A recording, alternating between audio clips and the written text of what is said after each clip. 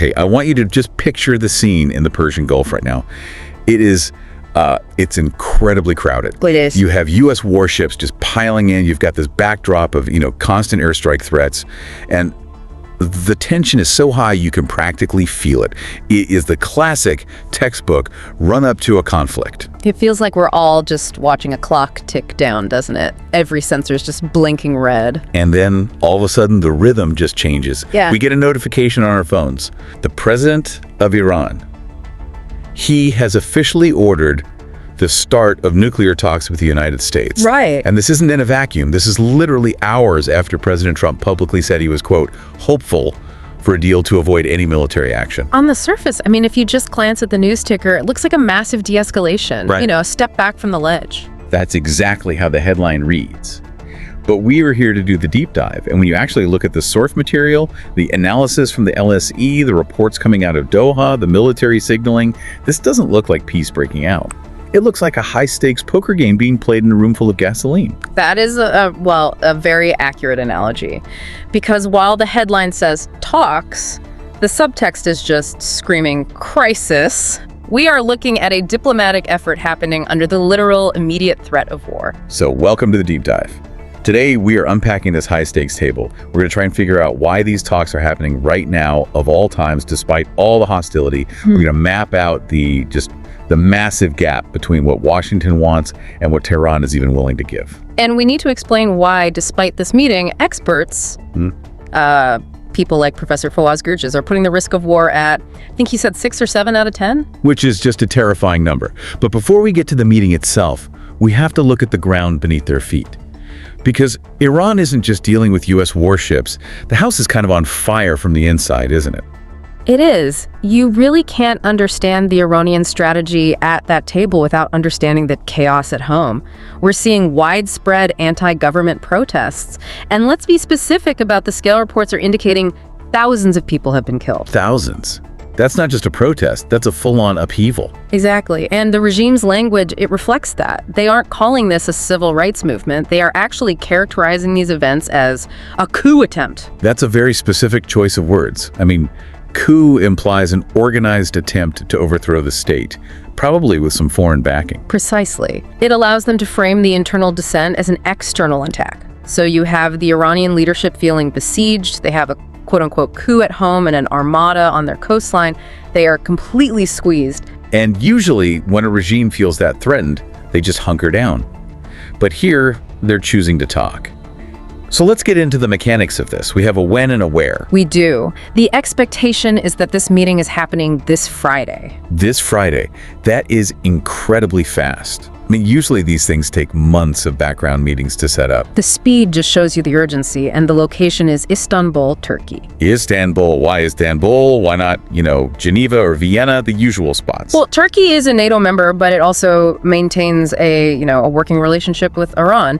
It's one of the few places that really counts as neutral ground where both sides can feel relatively secure. Physically, at least. Physically, yes. Even if they don't feel secure politically, it's close, it's accessible, and it sort of bridges that gap. And who are the key players? On the Iranian side, you have Foreign Minister Abbas Araqi, and representing the U.S. is Special Envoy Steve Witkoff. Okay, so we've got the envoys. But the Iranian president didn't just give a green light here. He attached a major condition to this order. He said talks should only go ahead if the environment is right. That phrase, if the environment is right, is doing a lot of heavy lifting. In diplomacy, ambiguity is a tool, but here it really feels more like a shield. So let's decode it. What does a right environment even mean for Tehran? He gave 2 conditions. First, he said it must be free from threats. Which seems kind of paradoxical given the massive U.S. military buildup we just talked about. It is ironic, isn't it? He's basically saying, we will sit at the table, but you have to stop pointing the gun at our head. He's referring directly to the airstrike threats. It's a demand for de-escalation before the talk even starts. Okay. And the second condition? Free from unreasonable expectations. Now, that one is completely subjective. What I consider reasonable, you might call extortion. And that is exactly where this negotiation is probably going to hit a brick wall. But before we get to the agenda, there's one more detail about the setup that really shows you the tension. What's up? This wasn't a direct phone call. Trump didn't call the president. Biden didn't call the supreme leader. So who set it up? It was a whole chain of regional brokers. We're talking Qatar, Turkey, Egypt, and Oman. That is a lot of middlemen for one meeting. It sounds like a game of telephone. It shows you the depth of the fracture. The Iranian president explicitly said they agreed to this because they were responding to requests from friendly countries. So the implication is we aren't doing this for the Americans. We're doing this because our neighbors asked us to. Yeah. It's a face-saving measure. It lets them come to the table without looking like they're bowing to U.S. pressure. Exactly. But it also just highlights that the trust level is what? Effectively zero? It is zero. They don't trust the U.S. enough to even pick up the phone, which brings us to what I'd call the square the circle problem. This is the core disconnect, right? The agenda. It feels like they are packing bags for two completely different trips. Totally different trips. So let's look at Iran's agenda. It is laser focused. They want to talk about the nuclear program, limiting enrichment, inspections, that kind of thing. And in exchange, they want sanctions lifted. That's it. Transactional. We turn off the centrifuges, you turn on the economy. Right. But the U.S. agenda, it's much, much broader. The U.S. wants a deal that covers three pillars. Yes, the nuclear program, but also Iran's support for militant groups across the Middle East. And this is the big one, Iran's ballistic missile program. And based on that unreasonable expectations comment, I'm guessing the missiles are a non-starter for Iran. They are the absolute red line. Iran has explicitly, publicly said the ballistic missile program and their regional alliances are not up for negotiation. Can we just pause there for a second? Because I think this is where a lot of people get stuck. To an outsider, or maybe to the U.S. administration, including missiles just seems logical. You know, if you're disarming a threat, you want to take away the delivery system, not just the warhead. It's a great question. So why is Iran so dogmatic about keeping these missiles? And you have to look at Iran's military history to answer that.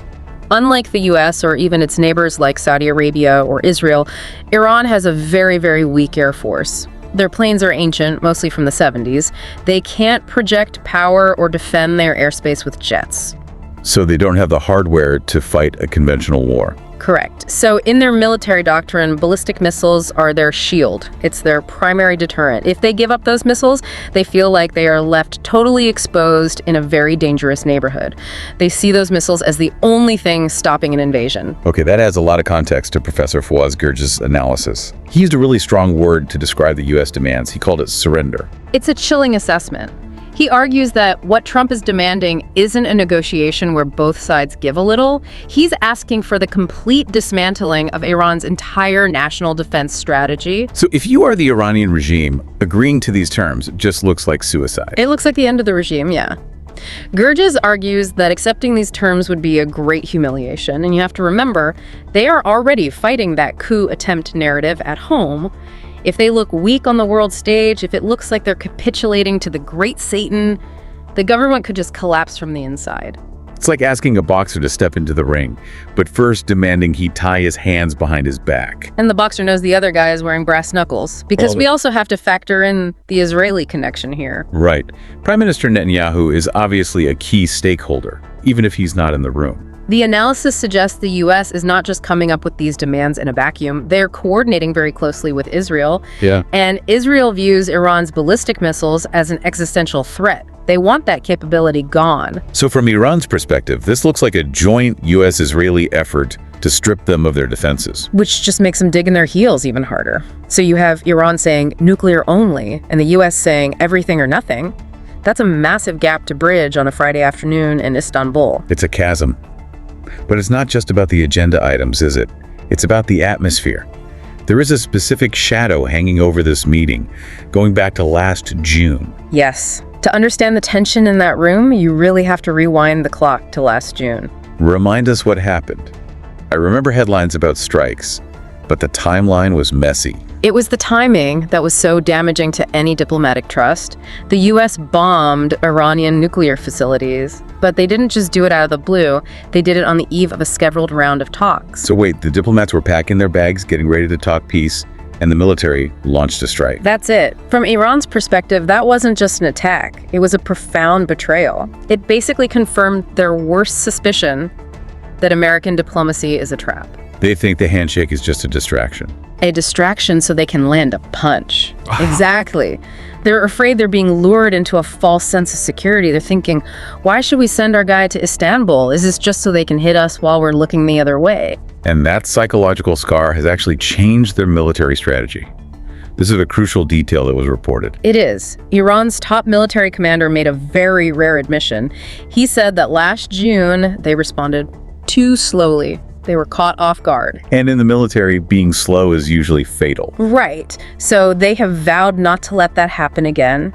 They have officially moved from a defensive posture to an offensive strategy. That sounds dangerous. What does that mean in practice? Do they just strike first? It means their rules of engagement are much looser. They've warned that if they even smell a threat, if they even think an attack is coming this time, the response will be swift and strong. They are not going to wait to absorb the first blow. So let's just recap the table stakes here. One side thinks the whole meeting is a trap. The other side is demanding what amounts to total surrender. And the militaries on both sides are primed for a hair-trigger offensive. Why are they even bothering to meet? Why now? That is the million-dollar question. Why go through this whole charade? And the answer, I think, brings us right back to those protests we started with. The domestic pressure cooker. The regime is bleeding, the sanctions are just crushing the economy, and people are in the streets. Professor Gurges puts it bluntly. Iran is coming to the table under threat of war and under massive internal strain. It's a gun-to-the-head negotiation in the truest sense of the phrase. It is. And because of that desperation, despite all the tough talk on missiles, analysts think Iran might actually offer something huge on the nuclear front. What kind of concession are we talking about? They've made promises before. Painful concessions is the phrase being used. We're talking about possibly suspending the nuclear program entirely, or maybe even shipping their enriched uranium out of the country to Russia. Shipping it out? Yeah. That is significant. That's physically removing the potential for a weapon. It's the gold standard of disarmament. It's what happened in the 2015 deal. By moving the material to Russia, you're effectively locking the gun in a safe that you don't have the key to. It's a way for Iran to say, look, we're giving you the win on nuclear, take the win and let us live. But the question is, does the U.S. want that win? I mean, if President Trump sees they're willing to ship out the uranium, does he take the deal? Or does he look at that and think, aha, they're weak, let's finish them? That is the ultimate risk. This is what we call the miscalculation risk. Explain that. It's the danger of misreading your opponent's desperation as an invitation to just destroy them. Professor Gurges actually compares this moment to 2003 and the invasion of Iraq. The assumption that the regime would just crumble. Exactly. The U.S. assumed Iraq was weak and the war would be a cakewalk. If the U.S. pushes for total surrender now because they think Iran is on its knees, they might trigger the very war they say they want to avoid. Because even a cornered animal is going to fight back. And a cornered regime with a massive arsenal of ballistic missiles and a new offensive strategy fights back very, very hard. If the U.S. pushes too far, Iran might just decide that fighting is actually safer than surrendering.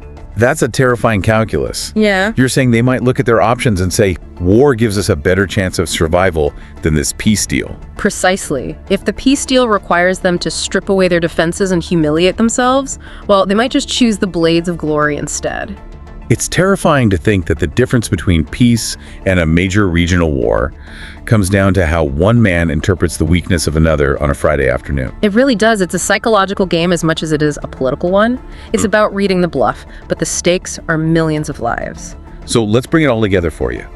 We have the talks this Friday in Istanbul. We've got Abbas Araki in Witkov. We've got mediators holding it all together with, what, duct tape? And we have a massive gap in expectations. Iran wants sanctions relief for nuclear limits. The U.S. wants the missiles, the militias, and the nukes. And we have the shadow of last June, making trust basically non-existent. And a military trigger that is now set to offensive. So when you look at all of those variables, what are the odds here?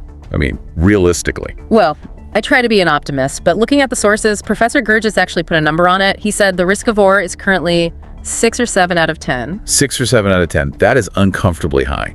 That means it's statistically more likely that this goes wrong than right. It's a sobering statistic. We are right now closer to a conflict than we are to a resolution. It really puts that headline, President Orders Talks, into a new perspective. Yeah.